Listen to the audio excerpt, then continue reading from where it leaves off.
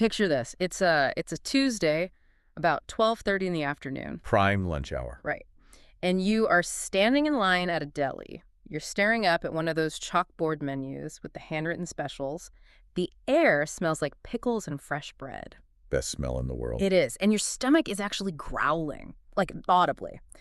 And you have narrowed it down to two options: the turkey club or the tuna melt. Oh, that's a tough call. It's a classic dilemma. So you stand there for a moment, shifting your weight from one foot to the other. You're weighing them. You know, the turkey is healthier, sure. It's got the avocado. But it's a cold, rainy day outside, and the tuna has that melted Swiss cheese and the toasted rye. Yeah, you need the comfort food. Exactly. So finally, you step up to the counter, you look the guy in the eye, and you say, "I'll take the turkey." A tragedy for the tuna, but, a victory for your cholesterol. Yeah, your doctor would be proud. But here's the question that has kept philosophers, theologians, and even quantum physicists awake at night for 3,000 years. In that exact moment, with the exact same hunger, the exact same menu, the exact same neurons firing in your brain, and the exact same history leading up to that very second. Could you have chosen the tuna? Could you have chosen the tuna? Yes. It feels like the simplest question in the world, doesn't it? Right. I mean, it feels entirely intuitive. Of course I could have chosen the tuna. I just didn't want to. I made a choice. You feel free. It feels like the universe is this open road with infinite exits. But if we peel back the layers of that split-second decision, was it really open? Or was that choice the inevitable mathematical result of a million invisible causes? Your biology, your upbringing, your mood, the smell of the pickle jar, the dopamine levels in your brain. Right. If we rewound the tape of the universe to that precise second and pressed play again, would you pick the turkey every single time? And that question brings us to the edge of a very steep theological cliff. Because if the answer is yes, you would always pick the turkey. Then we have to ask, are we free? Exactly. Are we free? And if we aren't free, how on earth can we be held responsible for our sins? Which is exactly why we are here. Today, we are wrapping up our 3-part examination of freedom of the will, and we are going for the heavy lifting today. We really are. We are done with the warm-up acts. We've examined the classical positions, but today we are putting the logic of the 18th century intellectual heavyweight Jonathan Edwards into the ring against classical Arminianism and the newer, very distinct voice of Provisionism. This is genuinely the heavyweight title fight of theology. It's the battle of the wills. Yeah. And honestly, looking at the sources we have for this deep dive, this isn't just some dusty history lesson. This is about the operating system of the human soul. It is, and our mission today is very specific. We aren't just summarizing these views like a textbook. We want to actually adjudicate the logic because Jonathan Edwards wrote a book called Freedom of the Will, and it is essentially a metaphysical mousetrap. That is a perfect way to describe it. I tried reading it last night, and I felt like I was playing chess against a supercomputer. Once you step inside his definitions, it is incredibly hard to get out without just agreeing with him. It's airtight. Yeah. So the question we are answering today is, does that trap still snap shut, or have the Arminians and Provisionists found a back door? It is a fascinating standoff. On one side, you've got Edwards, the undisputed champion of American Calvinism. He's arguing that the will is always determined by motives. He says the idea of a liberty of indifference. Like choosing without a thumb on the scale? Right, choosing from total neutrality. He says that is absurd. On the other side, you have the Arminians, represented by historical figures like John Wesley and the definitions from the 5 Articles of Remonstrance. They argue that God's grace interferes with that determination to restore our ability to choose freely. And then we have the third player, the Provisionists. For this, we are looking at Leighton Flowers and his platform, Soteriology 101. They are kind of the new kids on the block in this specific framing of the debate. Yeah, essentially saying, hey, we aren't Calvinists, but we aren't exactly classical Arminians either. They're trying to carve out this middle ground that focuses on God's provision for everyone without some of the mystical baggage. We have a massive stack of sources today. We're pulling directly from Edwards' Freedom of the Will, which is the primary text here, and his sermon series, Charity in its Furnace. We also have historical Baptist documents like the Abstract of Principles and the 1689 Confession to set the stage. And the modern rebuttals from Soteriology 101 and the book The Potter's Promise. So we are spanning about 300 years of arguments here. Let's jump right into the deep end. We have to start with the trap itself. Segment 1. Edwards' argument against self-determination. When we talk about the will in casual conversation, We usually think of it as the separate thing inside us. Right. Like there's me, and then there's my will, which is like a little captain steering the ship. Right. I say things like, I need to use my willpower to control my urges. Like a muscle you flex. Or a referee on the field of your mind making calls. Exactly. But looking at the text, that isn't how Edwards defines it at all, is it? No, and that is the first mistake most people make. That's where Edwards catches you. He says we tend to think of the will as a separate agent, an independent power that sits on a throne and makes decisions. Yeah. But Edwards argues that the will is simply the mind choosing. The mind choosing. It isn't a separate entity. It's just the faculty by which the soul prefers one thing over another. So I don't have a will that makes decisions. I am a mind that prefers things. Correct. You don't consult your will. Your will is just the act of you preferring something. It's the result, not the cause. And this leads to his central concept, which you will see referenced in every single debate on this topic, the greatest apparent good. The greatest apparent good. That sounds very philosophical. Unpack that for us. It's actually very practical. Edwards argues that the will always, without exception, chooses what appears most agreeable to the mind at that exact moment. You cannot choose what you do not prefer. Okay, wait. Let me push back on that, because sometimes I choose things I definitely do not prefer. Like what? Like, I choose to go to the dentist. I hate the dentist. I do not prefer drilling into my teeth, but I do it. Doesn't that prove I can go against my preference? Edwards would say absolutely not. He would ask, why are you going to the dentist? Because I don't want my teeth to fall out. Exactly. Yeah. So in that moment, the pain of the drill is bad, but the pain of losing your teeth is worse. Therefore, going to the dentist is the greatest apparent good relative to the alternative. You are choosing the path of least resistance for your own overall happiness. You are preferring the drill over the decay. So I am still following my strongest inclination. Always.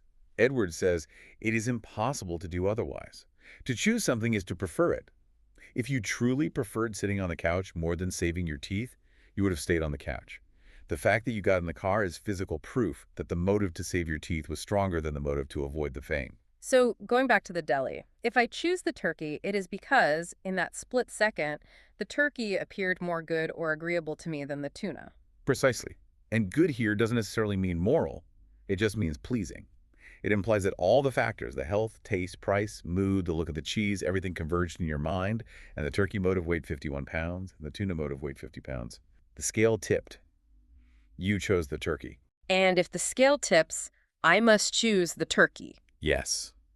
Edwards argues that the will is passive in this sense. It follows the understanding. You cannot look at the turkey, see it as the most desirable thing, and then choose the tuna, which you currently see as less desirable. That would mean you are choosing what you don't want to choose. Which is a complete contradiction. Exactly. And this leads to the infinite regress argument. This is the logical hammer Edwards uses to smash the idea of self-determination. I read this section 3 times, and honestly, it made me dizzy. It feels like a riddle. It's supposed to be. It's a hall of mirrors designed to show that the opposing view is impossible. Here is the argument. The opposing side, particularly the Arminians of Edwards' day, argued that for a will to be truly free, it must determine its own acts. It must have the power to choose its own choices. That sounds right. I choose to make a choice. Right. But Edwards says, okay, let's play that out. If the will determines its own act, it must do so by an act of choice. You have to choose. But then Edwards asks, that first choice, the choice to make a choice, was that determined by a previous choice? Uh-oh. Because if it wasn't determined by a previous choice, then it wasn't free according to your own definition of self-determination. But if it was determined by a previous choice, then we have to ask about that choice. Did you choose to choose? Okay, so I chose the turkey. Did I choose to want the turkey? No. But if I say yes, I chose to want the turkey, then did I choose to want the turkey? Exactly. It is an infinite regress. Edwards uses the visual of a chain of links. Imagine a chain hanging down from the sky. If the first link isn't free, if it's fixed, then the motion of the whole chain is fixed. If you say, I made this choice freely, Edwards asks, what determined that choice? If you say, my own will determined it, he asks, by what act? Eventually, you have to arrive at a first act of the will. And if that first act wasn't chosen by a previous act, then the will didn't determine it, it just happened. So either you go back forever, which is impossible because you haven't existed forever, or you hit a beginning point where a choice simply arose within you that you didn't choose to have. Exactly. And Edwards concludes that this idea of a self-determining will, A will that pulls itself up by its own bootstraps is logically absurd. It implies a contradiction. You act according to your nature. You don't choose your nature. But what about the idea of a blank slate? Just stepping back and choosing without any bias at all. The sources mention the liberty of indifference. Can't I just flip a coin in my soul? Can't I just be neutral? Edwards absolutely destroys this notion. He argues that liberty of indifference is a contradiction in terms. Remember, he defines the will as the mind choosing what it prefers. If the mind is in a state of perfect indifference, meaning it likes option A and option B exactly the same amount, it cannot choose. Because a choice is a preference. Right. It's like a scale perfectly balanced. It won't move unless you add weight to one side. Yeah. To choose while being perfectly indifferent is like saying you are moving without going in any direction. If there is no preference, there's no volition. So Edwards says you are never indifferent. You are always slanted toward one option, even if just by a hair. And that slant determines the outcome. Okay, so the trap is set. We always choose what we want most. We don't choose what we want, we just want it. But this leads to the big objection, the one that makes people really uncomfortable.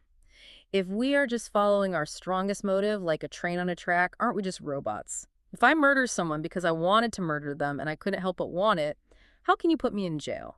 This is segment 2, the nature of necessity. And this is where the sources get really nuanced. Edwards anticipates the robot objection. He knows people are going to say, if I'm determined, I'm not responsible. He says, wait a minute, we need to distinguish between two types of necessity. Natural inability versus moral inability. Break this down for us because this feels like the escape hatch or maybe just another trapdoor. It's a crucial distinction. Natural inability is when you physically cannot do what you want to do. Edwards gives the example of a man commanded to walk who has no legs, or a man locked in a strong prison who is told to come out. Okay, if I tell a man with no legs to jump, and he doesn't, I can't blame him. He might want to jump, but he physically can't. Exactly. That is natural inability. It excuses blame. We all agree on that. If I tie you to a chair, I can't blame you for not taking out the trash. But Edwards contrasts this with moral inability. This is a lack of will or disposition to do good. It is a strong inclination to sin. Imagine a man who hates his neighbor so much that he physically cannot bring himself to be kind to him. He just refuses to be kind. Edwards would say his refusal is so strong it becomes a necessity. He cannot choose kindness because kindness is not his greatest apparent good. Hatred is. But, and this is the hammer drop, Edwards argues that moral inability does not excuse blame. In fact, it makes you more blameworthy. That is so counterintuitive. Usually, if I say I can't help it, that's an excuse. But Edwards says if I say I can't help but hate you, that makes me worse. Precisely. The inability lies in the want to, not the physical capacity. You have the mouth to speak kind words. You have the hands to help. You lack the will. Edwards says that if a sin is committed because of a strong, overwhelming desire to sin, that doesn't make it less sinful. It makes it heinous. A man who kills because he loves killing is not a victim of his nature. He is a monster. So the more bound you are by your bad character, the more guilty you are? Yes. Think of the worst villain in history. If they say, I just love evil so much I can't stop, we don't say, oh, poor thing, let them go. We say, that is terrifying. Lock them up. Edwards argues that liberty is simply the ability to do what you want. If you want to sin, and you do sin, you're free. The fact that you couldn't want to do good is your own fault. So we aren't robots because we have the natural ability to act. We are just morally stuck because our wanter is broken. And to prove that necessity doesn't destroy freedom or virtue, Edwards plays his theological trump card. He points to the ultimate example, Jesus and God. Okay, walk me through this. This seems like a risky move, bringing God into the necessity argument. Think about it. Is God free? I would assume God is the most free being in existence. If God isn't free, nobody is. Now, is God capable of sinning? No. The Bible says he cannot lie, he cannot be tempted with evil, he is necessarily good. It is impossible for God to be evil. So here is the dilemma Edwards poses to his opponents. If freedom to do otherwise, what philosophers call libertarian freedom, is required for an action to be virtuous, then God is not virtuous. Whoa, that just stops you in your tracks. If God cannot choose evil, and if freedom requires the ability to choose between good and evil, then God isn't free. That is the trap. Edwards says, obviously God is the most virtuous being, and obviously God is under a necessity of being good. He cannot be otherwise. Therefore, Edwards concludes, freedom from necessity, the ability to choose differently, is not required for moral agency or praise. Jesus was holy, yet he was necessarily holy. He couldn't have failed. Yet we praise him. So why do we demand a freedom to do otherwise for humans to be held responsible? That is a heavy argument. It basically uses the nature of God to validate the determined nature of man. It connects the dots between character and will. God acts according to his character, which is perfect. We act according to our character, which is fallen. Both are necessary outcomes of the nature of the being, but we are still responsible for having a bad nature. Okay, so Edwards has built this fortress. The will follows the strongest motive. We are morally unable to choose God because we don't want him. And this necessity doesn't excuse us. It looks really bleak for the opposition. But this is a deep dive, and we have to look at the counterpunch. Segment 3, the Arminian response. Right. We are looking at sources discussing classical Arminianism, folks like Jacob Arminius himself and John Wesley. And the first thing to note is that they actually agree with Edwards on a lot more than people realized. They do. I thought they were polar opposites. The Hatfields and McCoys of theology. In the popular imagination, yes. But historically, classical Arminians affirmed total depravity. They agreed that man, in his natural state, is dead in sin. They agree that a person cannot simply choose God on their own without help. They agree that the wanter is broken. So they accept the trap exists. They agree that the natural man will always choose the sin turkey over the God tuna. Yes, but they introduce a mechanism of escape. It is called prevenient grace. Grace that goes before. Exactly. The Arminian argument is that because of what Christ did on the cross, God extends a supernatural grace to all people. This grace acts like a spiritual medicine. It neutralizes the effects of depravity just enough to restore the faculty of the will. It's like a spiritual defibrillator. Or maybe smelling salts. Or think of it like noise-canceling headphones for your sin nature. It lifts the will out of that moral inability Edwards talks about. It restores the capacity to choose. So the Arminian says, yes, Edwards, you are right that a dead man can't choose. But God hasn't left us dead. He has poured out this prevenient grace on everyone, giving them the power to accept or reject the gospel. So this breaks the necessity without denying the fall. It creates a space for a free choice. It reintroduces that liberty of indifference Edwards hated, the ability to go either way. Correct. It restores what they would call libertarian freedom, the power to do otherwise. You can accept the grace or you can resist it. The scale is balanced again. But there is a logical pushback to this, isn't there? I'm looking at the notes from the Sam Storm source. There is a math problem here for the Arminians. There is, and it is a tough question. If God gives this prevenient grace to everyone, every single person, and yet only some people believe, what makes the difference? Right. If grace is the constant, if you have it and I have it, but the outcome is variable, you believe and I don't, what is the variable? It has to be you. If we both have the same grace, and I believe, does that mean I'm smarter? More humble? More spiritual? It seems to locate the deciding factor back in man, which risks boasting. It suggests that I saved myself by being the kind of person who says yes. And the Arminian defense for that? They argue that the mystery of free will is necessary for love. They say God limits himself. He provides the ability, but he refuses to force the outcome because he wants a genuine relationship, not a programmed response. They are willing to live with the mystery of why one chooses and another doesn't to preserve the integrity of the offer. They believe Edwards' view turns God into a puppeteer, which is worse than the boasting problem. So Edwards sacrifices freedom to do otherwise to preserve God's total sovereignty. Arminians qualify sovereignty to preserve genuine human responsibility. But wait, there is a third player in this game, and they're making a lot of noise online recently. Yes, and this is where it gets really interesting for modern listeners. Segment 4, the Provisionist perspective. We are looking at Soteriology 101 and the work of Leighton Flowers. Now, they don't like being called Arminians, do they? No, they really distinguish themselves. Yeah.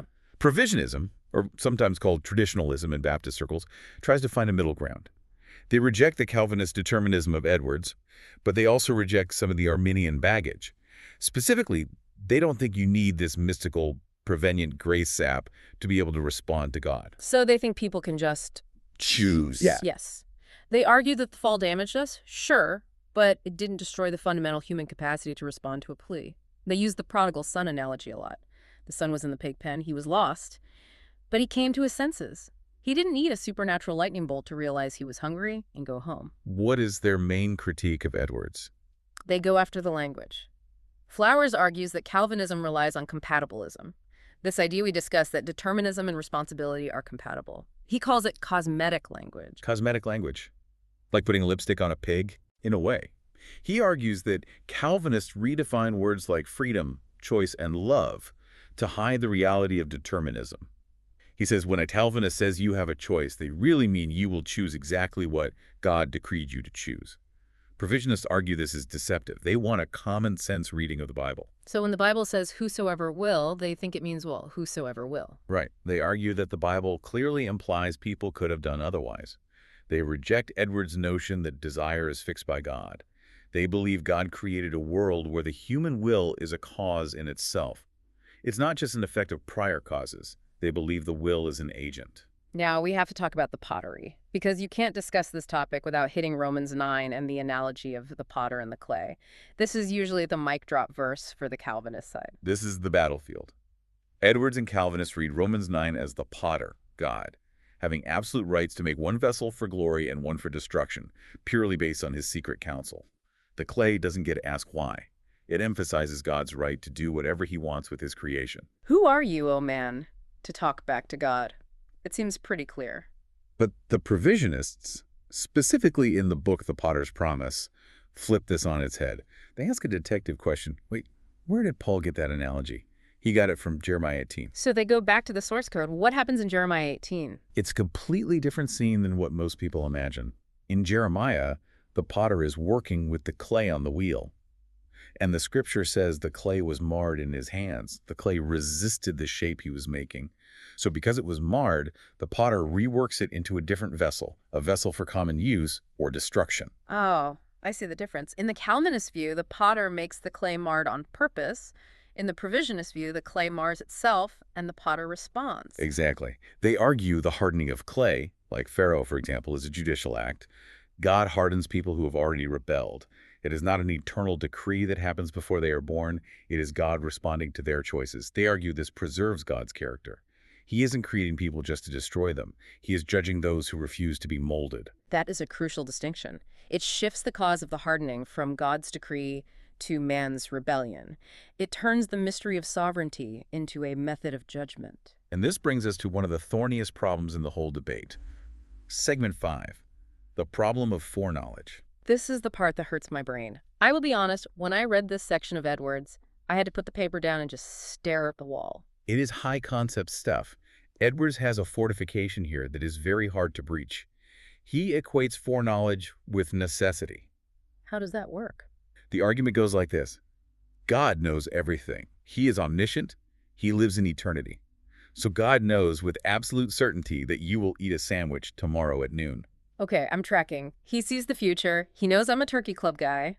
Since God knows it, and God cannot be wrong, it is impossible for you not to eat that sandwich. If you didn't eat it, God would have been wrong. But God can't be wrong, therefore the event is fixed. It is necessary. So simply by knowing it, God locks it in. That is Edwards' argument. He says, if an event is certain to happen, it is necessary. It lacks contingency, the ability to be otherwise. Yeah. If there's a 0% chance of it not happening, it isn't free. Edwards says you can't have it both ways. You can't say God knows for sure what you will do, and also say you might do something else. But the opposition has a counter to this, right? Right. The weatherman analogy. I have heard this in Sunday school a dozen times. Yes. Arminians and Provisionists often use the simple foreknowledge view. They say, look, knowing isn't causing. If a weatherman sees a storm coming on the radar, he knows it will rain. But he didn't cause the rain. His knowledge reflects the event. It doesn't dictate it. That feels intuitive. I can know my friend is going to pick chocolate ice cream because I know him well, but I'm not forcing him to pick it. My knowledge is passive. But Edwards has a rebuttal to the weatherman. He says, your friend could surprise you. The weatherman could be wrong, but God cannot be wrong. His knowledge is infallible. So Edwards argues, if the weatherman were truly 100% infallible, then the rain would be necessary. Not because the weatherman made it rain, but because the certainty of the knowledge proves the certainty of the event. Edwards insists that if God foreknows a free action, that action is fixed. It cannot change. And if it cannot change, in what sense is it free? It's a standstill. The Calvinist says certainty implies necessity. The non-Calvinist says God exists outside of time. He sees our free choices as we make them. It ultimately comes down to how you view God's relationship to time. Edwards views it as a fixed sequence. Provisionists often view it as a dynamic interaction where God knows the possibilities or sees the eternal now. But Edwards' logic here is terrifyingly strong. If the future is known, the future is written. Let's zoom out a bit. We have been in the weeds of logic and metaphysics. Let's talk history. Segment 6, the Baptist identity crisis. This is fascinating context, because these theological debates don't happen in a vacuum. We have sources from the Southern Baptist Theological Seminary that show a major shift over time. We have the Abstract of Principles and the 1689 Confession. Right. If you go back to the founding of the Southern Baptist Convention, or look at the 1689 Confession, these documents were robustly Calvinistic. The affirmed election, total depravity, effectual calling, the whole 9 yards. So the traditional Baptist view was actually Calvinist, because if you go to a typical Baptist church today, it doesn't feel very Calvinist. It feels very whosoever will. Historically, yes. Figures like James P. Boyce, the founder of Southern Seminary, were strict Calvinists. But then something happened. The downgrade controversy and the rise of modernism. What was the shift? In the late 19th and early 20th centuries, you had the rise of liberal theology, people questioning the miracles, the resurrection. In response, you had the fundamentalist movement. But you also had the rise of revivalism. Think D.L. Moody, Billy Sunday. Mass evangelism, altar calls. Just as I am playing in the background, come forward and decide. Exactly. And for that style of evangelism to work, come forward, make a decision right now. You need a theology that emphasizes the individual's immediate ability to choose. A strict "you are dead until God wakes you" theology dampens that revivalist fire. You can't really do an altar call if you believe 90% of the room is incapable of responding. So the theology shifted to accommodate the method. In part, Baptists drifted toward a more Arminian or Provisionist style, even if they didn't use those labels, to fuel the revivalist movement and to fight against the cold intellectualism of modernism. They became biblicists who just wanted to preach the word without the heavy systematic theology. They ignored the Edwards-style logic for a while. And now? Now we're seeing a swing back. The young, restless reform movement has brought Edwards back into the spotlight, and Provisionism, with guys like Leighton Flowers, is rising up as a reaction against that neo-Calvinism. They're trying to reclaim what they see as the traditional Baptist identity, the revivalist identity, although the historian might argue they are reclaiming the 20th century tradition, not the 17th century one. It is a pendulum swinging back and forth. But let's land this plane in reality. Segment 7, application. Why does any of this matter? Why should the guy driving to work right now care about Edwards or prevenient grace? It matters because it changes how you see everything. It changes how you pray, how you evangelize, and how you view God. We have Edwards' work, Charity and Its Fruits. This is essential because it shows the heart behind the logic. Yes. It is easy to paint Edwards as this cold, logical machine. But Charity and Its Fruits argues that the result of this determined will, when it is determined by God, is radical love. Edwards believes that since God is the author of the will, when he saves you, he gives you a new nature. A new sense of the heart. Edwards argues that you can't just try to be good. That is moralism. You need a new nature, regeneration, so that you want God. The practical consequence for the Calvinist is assurance. If God started this, God will finish it. You are secure because your salvation depends on his will, not your wavering will. It brings a deep sense of peace. But the Provisionist and Arminian would say that breeds complacency. If I'm picked, I'm picked. If I'm not, I'm not. Right. They emphasize the warning passages. You must persist. You must utilize the freedom God provided. For the Provisionist, the zeal comes from the idea that everyone is savable. That is a big motivator. If you believe God has elected only a few, does that kill your evangelism? Edwards would say no, because you don't know who the elect are, so you preach to everyone. But the Provisionist says, I can look every single person in the eye and say, God loves you and wants to save you, without crossing my fingers behind my back. That is a powerful driver for them. It makes the invitation feel more honest to them. So we have reached the end of the deep dive. What is the verdict? Honestly, it's a stalemate. If you accept Edwards' definitions that the will is just the mind choosing the greatest apparent good and that certainty equals necessity, his system is logically airtight. You cannot escape the infinite regress argument. It is a perfect mousetrap. But if you reject his premise, if you believe, like the Provisionists, that the will is a unique cause created by God to be independent, or if you believe the Arminian view that God sacrifices control for the sake of love, then Edwards' logic looks like a prison. It looks like a system that makes God the author of evil. It comes down to what you value more. The absolute sovereignty of God ensuring the triumph of good, or the genuine freedom of man ensuring the reality of love. And that is the tension we live in. That is why this debate has lasted 500 years.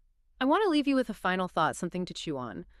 If Edwards is right, and our wills are determined by what looks good to us in the moment, then every sin we commit, every time we choose the tuna over the turkey or the lie over the truth, it is because, in that split second, we loved the sin more than God.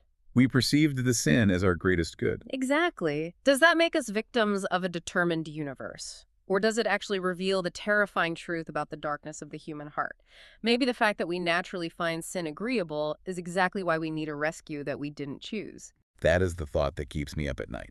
Next time you reach for that coffee or tea, ask yourself, did I choose this, or was it chosen for me? Dive deep. Stay curious. See you next time.